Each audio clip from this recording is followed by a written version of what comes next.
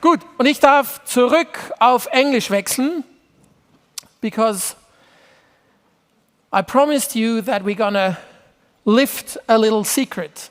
And this is that, and you are the first to know, and it's not out in the market yet, and please don't tell anyone, but yes, you can tell. But we are gonna launch Publicis Luxe in Switzerland. So Publicis Luxe was established in Paris, already has agencies in New York and Shanghai as well, and Switzerland is basically going to be the fourth market that Publicis Luxe is going to operate in and be based in. I'm very glad to have Deborah and Alexis here in a second on stage. It's kind of funny and crazy that in a market like Switzerland, with its watch industry, with its luxury travel offering, with also all the wealth that we have here, no one has had the idea before to actually launch an agency that really focuses on the luxury categories.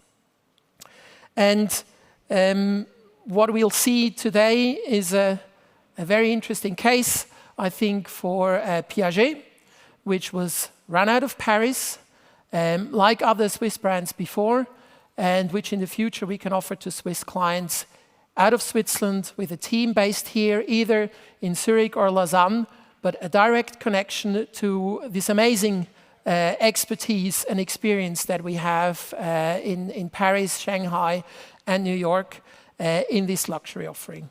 So please welcome on stage Deborah and Alexis, who will take you through Piaget.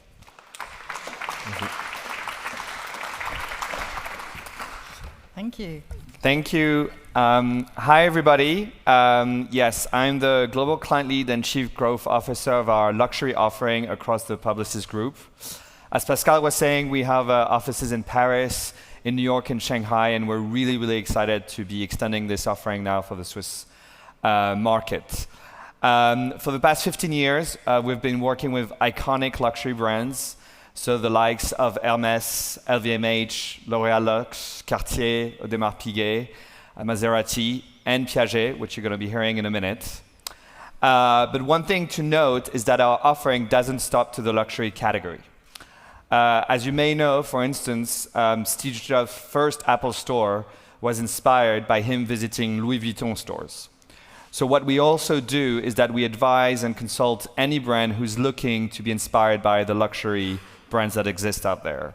So brands that are looking to premiumize a product or a service.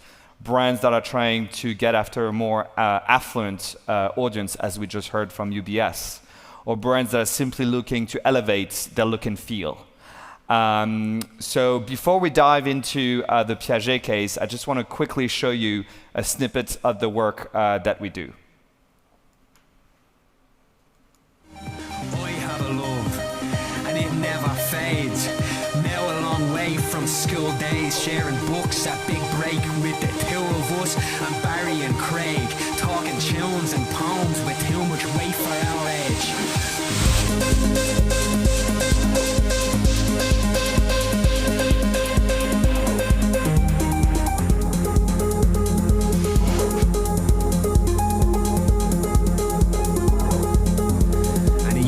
Or so I played this song for you in the car stereo in the night's breeze. This bit kicked in with its synths and its keys, and you smiled as you sat next to me. You in the front, Gilly in the backseat going 90 to the sound as we roared down the street.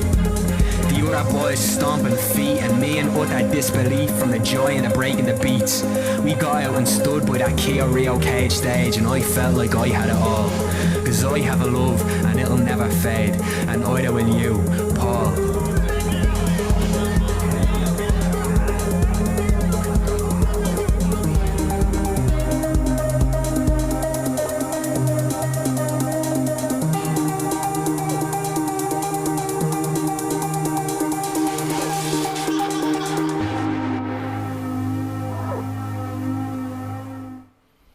So let's now dive into a beautiful case study of brand transformation for a wonderful Swiss brand, which is Piaget.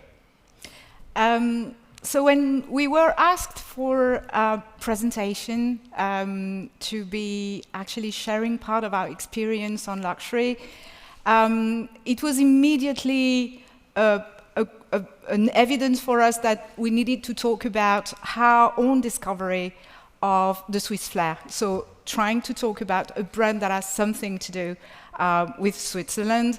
And we've asked Piaget, and you know that luxury brands are quite quiet, especially when it comes to brands like Piaget who are working. We're not talking about people that are wealthy, we're talking about people that are super wealthy. So we're talking about those people you don't see, people you don't heard about, people that are super quiet, super discreet. So it's really something we need to thank and acknowledge that we're super generous to say, let's go, let's share what we've been doing all together, because it's, for them, a lesson of how we should be collaborating between an agency and a luxury brand today. And I hope it's going to be obvious in this example. So the bad news is that I forgot my glasses. I hope all I'm going to say and share not going to be that blurred as what I'm seeing now. The good news is that you look extraordinarily handsome with that. So let's consider that it's today a magnificent occasion to share this. But if you have questions in the middle of the presentation, just shout. It's going to be easier for me. So Piaget, this is not going to be a revolution I'm going to share with you. Really more the story of a relationship and how you build trust with your audiences and build trust also between this type of house, maison, and an agency. So the whole story started in 2021 with a maison that was literally what you can call a sleeping beauty inside the Richemont portfolio. We're talking about a brand that was, no offense for them at this stage, really dusty.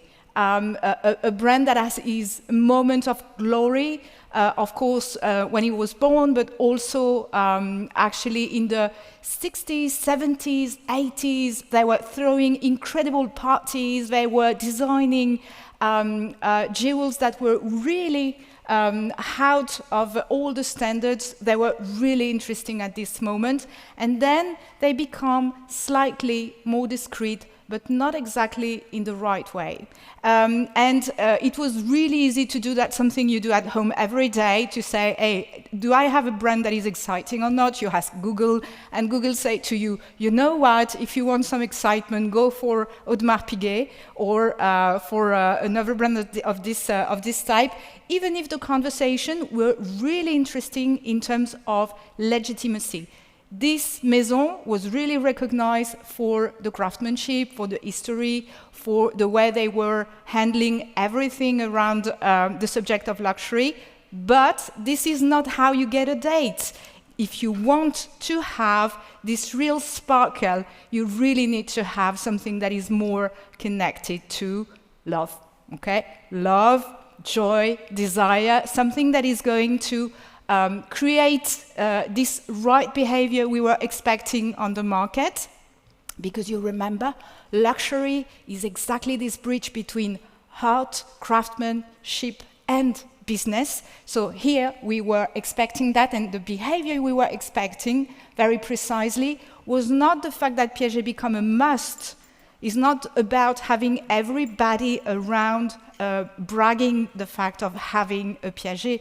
It was absolutely this idea of being an alternative, a wise one, a witty one, an interesting one, not the type of brand you're having because you should have one, just to show that you're successful or that you're part of a community. No, the one you choose for yourself, the one you choose because it's a crush. So that was exactly what we were searching for, and it was really important because this distinctiveness, this idea of being a bit different, in the world of luxury we're playing with, that's not that obvious. You think that we spend a lot of time trying to create territories, trying to explain what are the differences between brand and brand. But at the end of the day, this is a world of mimicry. People are being very, very conservative, even in the fashion world, when it comes to try to design a type of difference. And that's really something that we should be aware of, because people on the other side are expecting something that is going to be, or to make themselves memorable, unique, that is going to create a true difference. People want to shine, even if they want to be quiet. They want to express who they are and for their own merit. And all this is what you have to do when you want to awaken a brand. So here the idea was literally to try to find what was the singularity of Piaget, and what was actually really interesting, that this singularity is very Swiss. This singularity is really connected to your ethnology, to the way we can behave as a Swiss brand. So the first element of difference that was interesting is that Piaget is a culture of contrast, as you are. They are in the Côte, Fées, but they are also in the Côte d'Azur. They are absolutely obsessed by the craft, discretion. You know that their motto is do better than necessary. And actually, at the same time, they are those people that create objects that are absolutely flamboyant, and they are driven by joy. It's the kind of people that went to parties with their clients, and then in the morning, they went to the workshop to create the jewels expected by those people they were partying with. So that was the kind of engagement they had. And everything started with this, and this is kind of important. Those people were absolutely obsessed by the idea of doing better than necessary, and especially in mechanism, in the world of watchmaking. So they created, you know that, the thinnest type of mechanism. And while you get something that is really thin, you need to make the space available bigger. So they made the thinnest watches, but quite big on your wrist. And it created space for ornament, space to get some decoration. So they're inviting the jewelers in the process to create something that was beautiful. And that's how, actually the know-how has created room for creativity. That was absolutely something central in everything they were doing in the rest of their days. Second difference that was really important, they are artists. And that's something that is quite strange, because in the world of luxury, when you go to the workshop, the craftsmen say, we are craftsmen and that's it, period. Actually, in this case, you had someone like Yves Piaget that was saying, no, let's consider that the people that are craftsmen here are creative, they are artists, they are people that are pushing the boundaries of creativity, and that's why I want that you consider everything we're producing like a piece of art. That's also super important when you are an agency and when you are in creativity. It means that you need to collaborate, not create for them. So co-creation was also something extremely important. And the last one, that was also quite counterintuitive. Joy is absolutely their identity, their mood, and their tone of voice, because they were a heavy partier. And they were trying to get all their society, all their clients with them.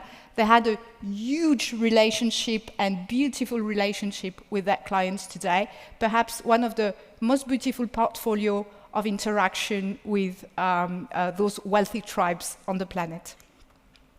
So, in a nutshell, what we're saying is that the work we've tried to do with Piaget was actually to try to in a world, and that's the truth of luxury today, I promise, in a world that is a sea of sameness, where it looks like everything is new, hectic, changing all the time, etc.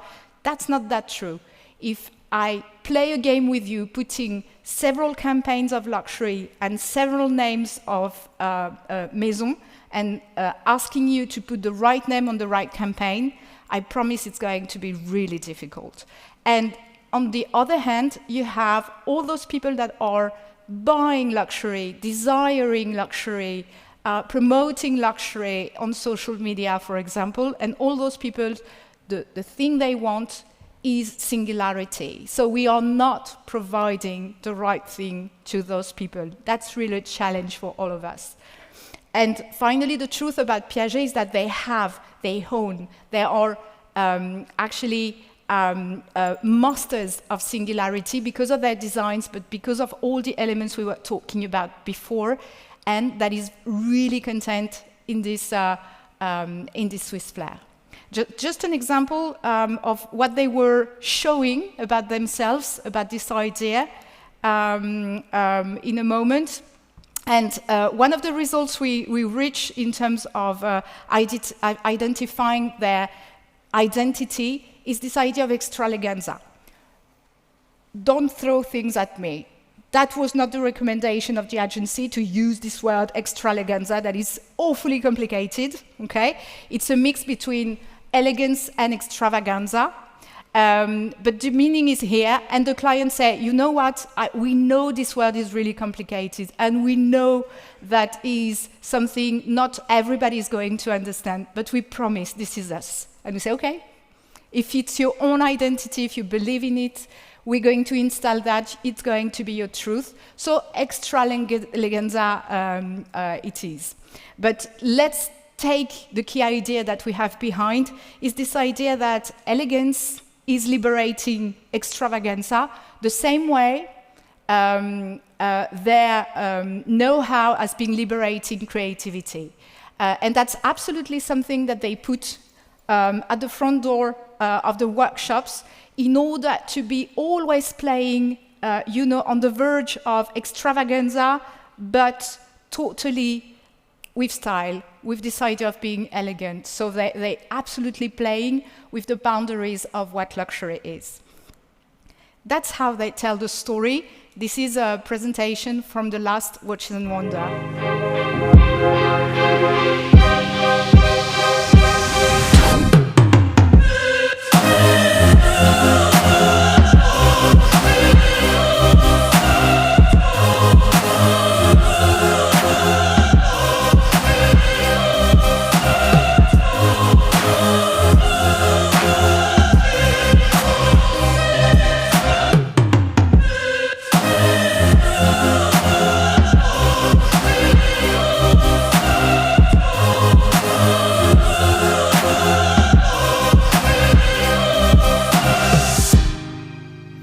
So Maison of Extravaganza trying to connect their beautiful past, their promising future.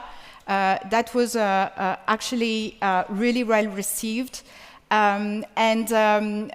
Just to get a little bit more into the question of the collaboration we had with them, I was saying at the beginning that they were anticipating the fact that they were also pioneering the way we had to work with agencies. What does it mean? It means that they're doing what a lot of people are doing in the market at the moment, creating in-house resources in order to make some creation by themselves, because who know them better than themselves, of course. So every time they want to promote a product, every time they want to highlight a new creation, a new design, that's something they consider to be really at ease to do by themselves. Nevertheless, every time we need to focus on this idea of singularity, and we need to touch with the right insight, the right type of people. Every time we need to make a difference, that's why they are calling to us based on all this strategic work we have been doing before. And the search for uniqueness is absolutely the joint venture or the joint work we're doing together. I would like to highlight two examples of this that we're doing together. The first one is House of Gold. House of Gold is the story of one of the key differences of Piaget. Piaget is obsessed with quality. So what are they doing actually to make things work and have the finest gold to create their jewels or watches? They have a foundry. It's like in perfume. If you look closely at how the market of perfume is working today, you're going to find that in the world, globally, you have 3 to 4 great houses that are creating the perfumes for all the brands. For the glasses you're wearing today, certainly I can say that 3 out of 4 glasses are made by Luxottica, who is doing a lot of creation for a lot of brands, especially in luxury. For the gold, it's exactly the same. Everybody is receiving a type of gold that is equivalent everywhere.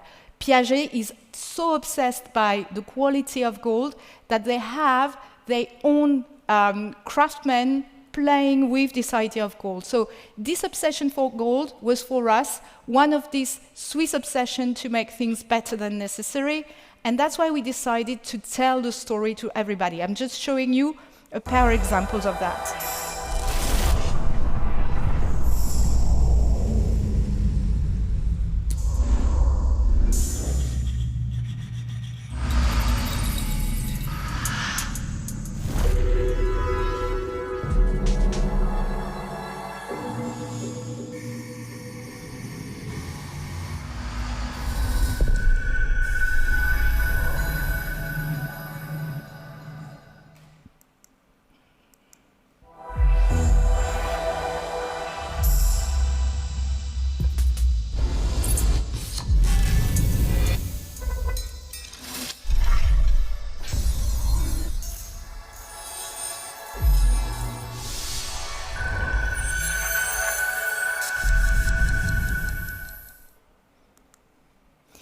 And actually another way to show your absolute difference is generally to show the places, creation, spaces where you create what is exploring the boundaries of your imagination. High jewelry is absolutely in this category.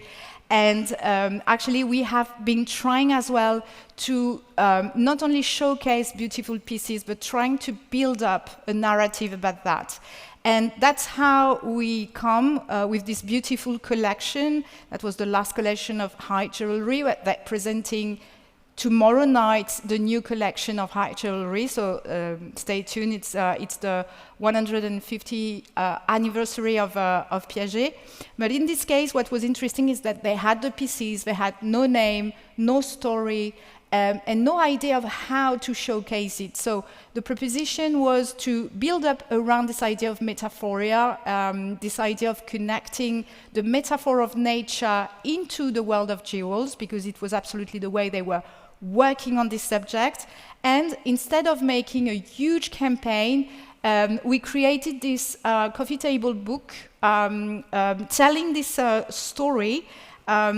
Several events as well to showcase the different elements of the collection.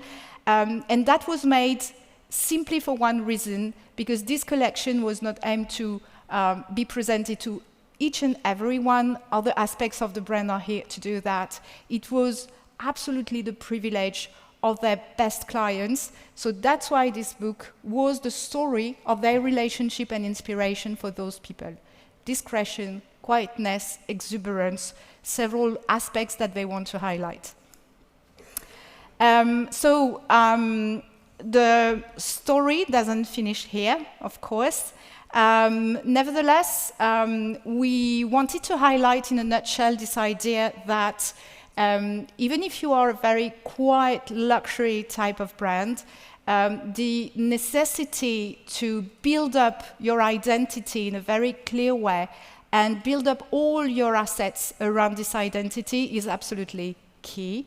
And in this case, we think that we find a beautiful relationship, that we had a real date with this brand, trying to actually respond to their will to be under the radar, and nevertheless to be direct to the heart of those people that are searching for a kind of singularity. Just a wrap-up of the last year work we've done with them, and after that I think we're ready for any question. I can understand it, I'll find another way. Keep moving, keep moving.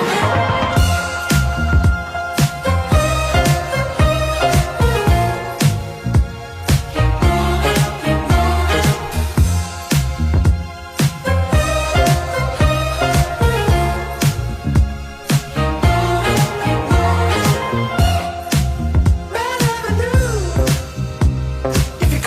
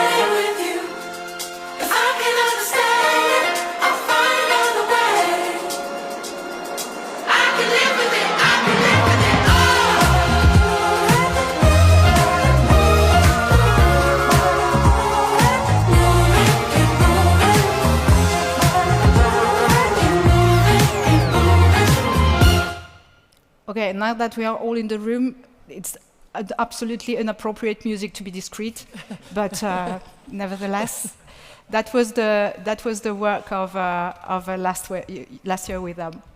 Thank you very much, Deborah. Alexis, one question to you. Not every category gets their own specialist agency. What is different about the luxury category that actually warrants having an agency that is purely focused on this category, or why is it necessary? What is the secrets of success? Yes, very good question. I know that I'm the only one standing between you and your lunch, so I'm going to be quick. So when I was born, no, I'm joking.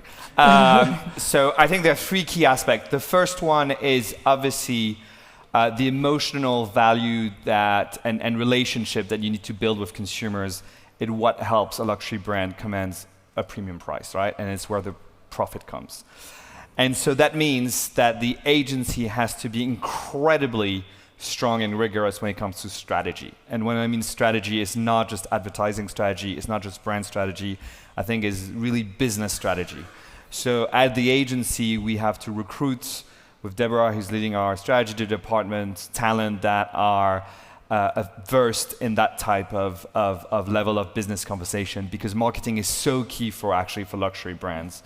And have real direct impact on their business. The second thing is from a creative process, because as you can see, we work with luxury brands that have creative directors, designers, innovators, crafters, artisans. Our creative team needs to work in a much more iterative, co-creation, collaboration way with these people. They're really an extension of them, and that is really, really important. So it's not like we receive the brief and we go away for 1 month and we come and we're supposed to bring the magic. It's much more like an intimate relationship. Then we also need to hire creative people from all walks of life. So we have people who are very hybrid, who are creative, but who are also artists, authors, musicians, innovators, and so on and so forth, because that's what luxury brands request from us. And the last point is that we have to be obsessed with culture. Bernard Arnault recently said Louis Vuitton, which is the most valuable luxury brand in the world by far, said that Louis Vuitton is not just a brand, it's a maker of culture. And so we have at the agency need to be obsessed with culture, because luxury and culture are completely intertwined. So that's why, for instance, we launched a cultural label called Cultish, where we advise and consult brands on how they can be kind of curator of culture. But we also invest ourselves in culture at the agency, so that we also have that credibility. So for instance, we participate in the Festival of Photography at Arles every summer, where we create our own exhibition with our creative, mixed up with artists, and we organize talks about the role of art and culture, and we heavily kind of immerse ourselves in this world, because it's so key to the business needs of luxury brands. Okay. Thanks so much. Anyone got any other questions for the two? If not, I think thank you again for coming, for making the trip, and for your presentation. Thank you to you. Thanks. Du zurück auf Schweizerdeutsch wechseln. Das war es von uns. Wir haben nur ein bisschen überzogen, was okay ist, glaube ich. Ich habe geschwind noch eine Nachricht bekommen. Lunch bitte alle in die Gallery gehen. Scheinbar, das andere ist schon voll. Also einfach schauen, Hinweis Gallery, dort hat es noch Platz für Lunch, weil wir euch jetzt da ein bisschen länger behalten haben. Ich hoffe, die 3 Cases haben euch Spass gemacht. Ich hoffe, die 3 Cases haben euch gezeigt, wie breit das Spektrum von Transformation ist. Und wie gesagt, wir sind hier am Nachmittag, wenn ihr irgendwelche Fragen habt.